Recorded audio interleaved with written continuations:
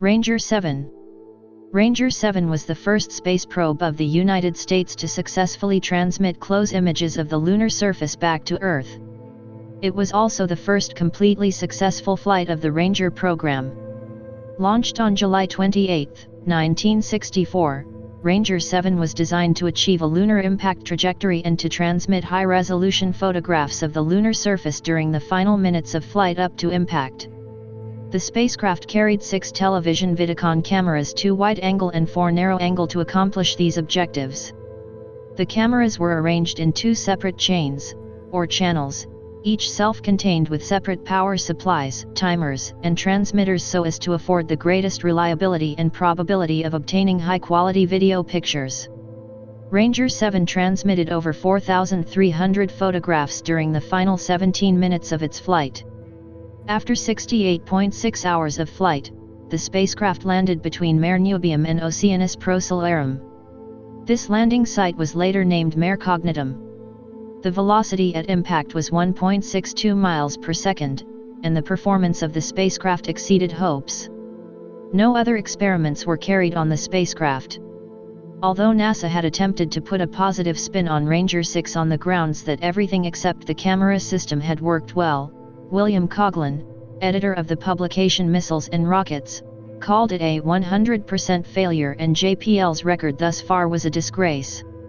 The mission had not been a complete failure, but Coughlin was not alone in his opinion that Jet Propulsion Laboratory in Pasadena, a non-profit laboratory and extension of the California Institute of Technology, was a soft academic environment without the drive or ambition needed to make the missions succeed. He considered Ranger a loser, and for a while, anyone at NASA involved in the Ranger program tried to conceal it. It was also being said that sending probes up for the sole purpose of returning images was pointless and accomplished nothing that Apollo could not also achieve. Shortly after Ranger SIX's mission concluded, a review board was convened to resolve the cause of the TV camera failure. This was determined quickly. The inadvertent activation of the camera telemetry system during ascent had been caused by an electrical short that crippled the power supply for the cameras. But why it had happened was as yet a mystery, especially as telemetry data sent back from the probe could only provide a limited amount of information. On February 14, 1964, JPL released a report noting that an internal command switch could have activated prematurely or that arcing had occurred in the umbilical connector on the payload fairing. However, there was no evidence of the latter happening or any obvious way that it could occur, and several modifications were proposed to the camera system and/or the payload fairing. The NASA Review Board found that Ranger SIX's systems were not as redundant as JPL had claimed, that pre-launch testing was inadequate, and there had been instances of the cameras turning themselves on at the RCA plant in New Jersey. If the cameras had to be completely redesigned from scratch, the next Ranger mission could be delayed almost a full year. The full report as submitted to U.S. Congress came under criticism from several people at NASA, noting that, although the cameras lacked redundancy, any one of dozens of failure modes in the booster or spacecraft could also result in failure to return any TV images. In regards to the lack of adequate pre-launch testing, they brought up the incident back in 1961 with Ranger 1 deploying its solar panels during a ground test, and that ground tests with full 60W power had been discontinued on the Block 2 probes for fear of accidentally igniting the mid-course correction engine on the pad and destroying the entire launch vehicle in the process. RCA also promised to look into workmanship standards at their main plant in Hightstown, New Jersey, when examination of a sealed Ranger module discovered a plastic bag with screws and washers inside. Although there was suspicion that this had been done by a disgruntled employee, it was far more probable that someone had done it by accident. Since no obvious reason for the malfunction could be found in the cameras themselves, investigation next shifted to the electrical umbilical on the payload fairing. This umbilical connector would normally be attached on the ground to permit testing of the Ranger's subsystems, and only a thin hinged door covered it during launch. One of the pins on the connector was hot and could easily be bridged, transferring a voltage to the adjacent pins and activating the TV camera system during launch. As for the cause of it, one possibility was electrostatic discharge, the other was a shock wave of some sort. Alexander Bratinal, a physicist at JPL's Space Sciences Division, suggested that the electrical short was caused by venting propellant during Atlas booster section jettison. There was no tracking camera footage of this event on Ranger SIX's launch, which had occurred on an overcast day, but film of other Atlas launches showed that a large white plume enveloped the launch vehicle after staging. Convair technicians confirmed that 112 pounds of LOX was vented from the Atlas after staging, but although the shock wave theory seemed tempting, James Kendall, another JPL physicist, dismissed it out of hand. The idea of an electrostatic discharge was also unlikely given the thinning air and high altitude of the Atlas when staging occurred. Bratton al. persisted and studied more film of Atlas launches with the frames enlarged, which revealed light flashes in the post-staging plume.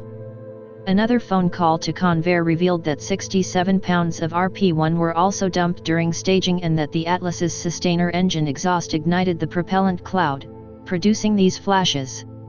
Since the umbilical door on the payload shroud was only held in place with a thin latching mechanism, hot gases from igniting propellant could have contacted the electrical connector and caused a short. The inadvertent activation of the telemetry system during launch had occurred almost simultaneous with booster jettison at T+140 seconds. With that, the book could be closed on the cause of Ranger SIX's failure. Among the changes made for Ranger 7 included new procedures to apply full power testing to the spacecraft off of the launch pad, where there was no risk of the mid-course correction engine activating on top of a fully fueled Atlas Agena.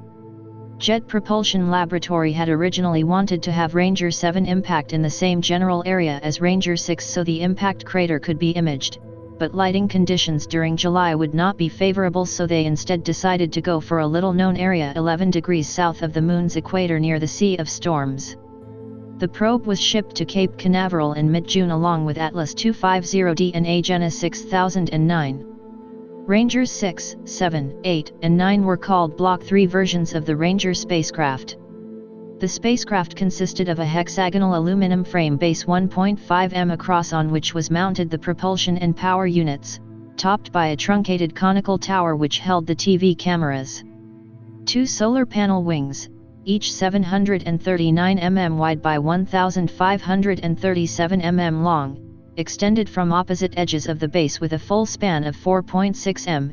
An pointable high-gain dish antenna was hinge-mounted at one of the corners of the base away from the solar panels. A cylindrical quasi-omnidirectional antenna was seated on top of the conical tower. The overall height of the spacecraft was 3.6 m. Propulsion for the mid-course trajectory correction was provided by a 224 N thrust monopropellant hydrazine engine with 4-jet vane vector control. Orientation and attitude control about 3 axes was enabled by 12 nitrogen gas jets coupled to a system of 3 gyros, 4 primary sun sensors, 2 secondary sun sensors, and an earth sensor.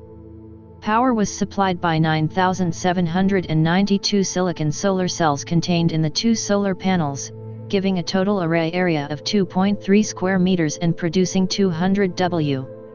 Two 1,200 watt-hour AGS-NO batteries rated at 26.5 V with a capacity for 9 hours of operation provided power to each of the separate communication/TV camera chains. Two 1,000 watt-hour AGS-NO batteries stored power for spacecraft operations. Communications were through the quasi-omnidirectional low-gain antenna and the parabolic high-gain antenna. Transmitters aboard the spacecraft included a 60W TV channel F at 959.52 MHz, a 60W TV channel P at 960.05 MHz, and a 3W transponder channel 8 at 960.58 MHz.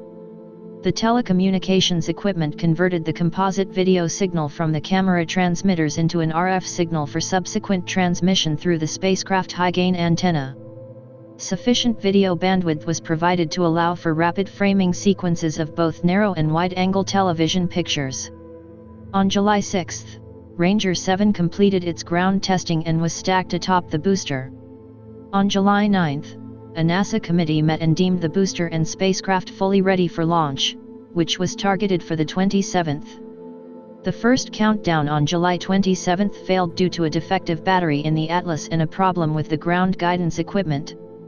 The next day, All went smoothly and Ranger 7 lifted off from LC-12 at 12:50 p.m. EST. The weather was clear and cloudless on this launch and Atlas staging was observed by tracking cameras. The expected propellant cloud enveloped the booster, but no anomalous events occurred this time. 30 minutes after liftoff, the agency started to boost Ranger 7 on a trajectory towards the Moon. The flight trajectory for Ranger 7 was quite accurate, however a short mid-course correction would still be needed to ensure impact in the Sea of Storms instead of the far side of the Moon, which was carried out early on the morning of July 29. The warm-up period for the TV cameras would be performed earlier and made shorter than on Ranger 6. Out of fear of jeopardizing the mission, ground controllers decided that the probe's orientation was acceptable enough and they would not risk maneuvering with the attitude control thrusters to get into a better angle. At 6:09 a.m. EST, the first video imagery reached Earth. As Ranger 7 sped towards the surface of the Moon, TV camera performance remained normal. Images of the cratered lunar surface continued to filter back to JPL headquarters in Pasadena, California, and finally, at 6:25, impact occurred and all signals from the probe ceased. In the JPL control room, there was rapturous celebration. Ranger 7 had delivered the first close-distance imagery of the lunar surface and more than anything, even the manned Mercury missions, had at last undone the sting Americans felt at Sputnik 1's launch.